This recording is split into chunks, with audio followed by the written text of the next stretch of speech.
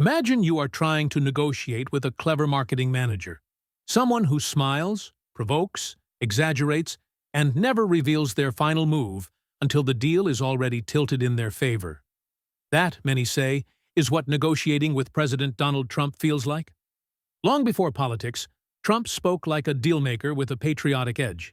In interviews decades ago, long before the White House, he warned that countries like Japan were protecting their own industries with tariffs while American markets stayed wide open, calling it a bad deal for the United States. This is not a wealthy country. People think America, wealth, this and that. The Japanese are saying that. What a wealthy country. I mean, they're saying it and they're laughing. The country's losing $200 billion a year. That instinct never left him. To Trump, patriotism isn't poetic. It's transactional. If America gives, America should get something back. That same mindset shapes how he talks about safety. Trump frames sanctuary cities not as compassion, but as policy failures, places where criminals can hide behind loopholes. He made the fight against violent gangs like MS-13 a public priority, pushed for tougher deportation policies, and focused relentlessly on cutting drug flows into the U.S. The border wall, whether you see it as symbol or structure, fit his broader message. A country that can't control its borders can't protect its people. To supporters, this wasn't cruelty, it was enforcement. On the economic front, Trump argued that America had been priced out of its own success. By cutting business tax rates, he pitched the U.S. as the best place in the world to build again. Manufacturing, he said, should return home, not just for pride, but for paychecks. Foreign companies, including major auto manufacturers like Mercedes-Benz, expanded or built plants in the United States, reinforcing his claim that lower taxes and fewer barriers could translate into real jobs. Trump also questioned why American taxpayers were funding what he saw as lopsided global commitments. He challenged alliances like NATO, not to abandon them outright, but to demand that other nations pay their share. His message was blunt. American money should first serve American roads, American workers, and American security. Critics heard recklessness. Supporters heard long overdue accountability. Culturally, Trump cast himself as a defender of tradition.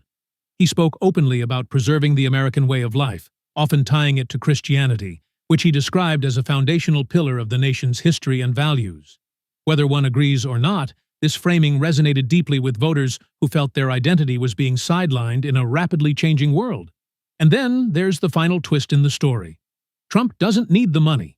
He never ran as a man chasing a paycheck. What he appears to chase is legacy, fame earned through impact. To his supporters, the relentless pace, the constant battles, the refusal to soften his tone all point to a man who believes history, not comfort, is the ultimate reward. Like that clever marketing manager, Trump may frustrate, divide, and dominate the room. But he never lets you forget one thing. He's always selling a vision of America that he believes is worth fighting for.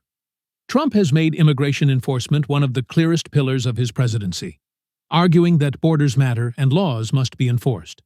His administration accelerated the deportation of illegal immigrants with criminal records and pushed the message that immigration should be legal, orderly, and controlled. In contrast, many European leaders, from the UK and France to Germany and Italy, appear uncertain and reactive, struggling to articulate firm policies as unchecked migration strains, housing, public services, and social cohesion. While Europe debates, Trump acts, presenting himself as a leader willing to make unpopular decisions in defense of national sovereignty. That said, Trump is far from flawless. His confrontational style often alienates allies, his rhetoric can inflame tensions, and his communication lacks the restraint expected of a traditional statesman. Critics argue that he oversimplifies complex issues, personalizes conflicts, and sometimes undermines institutions he seeks to reform. These drawbacks have fueled polarization both at home and abroad, making his leadership as divisive as it is decisive. Yet history often remembers leaders not for their tone, but for their impact. To his supporters, Trump stands out as the most consequential American president since Abraham Lincoln, a leader who reshaped debates on borders, trade, national identity, and power. In a world marked by hesitation and drift, Trump projects clarity and force of will.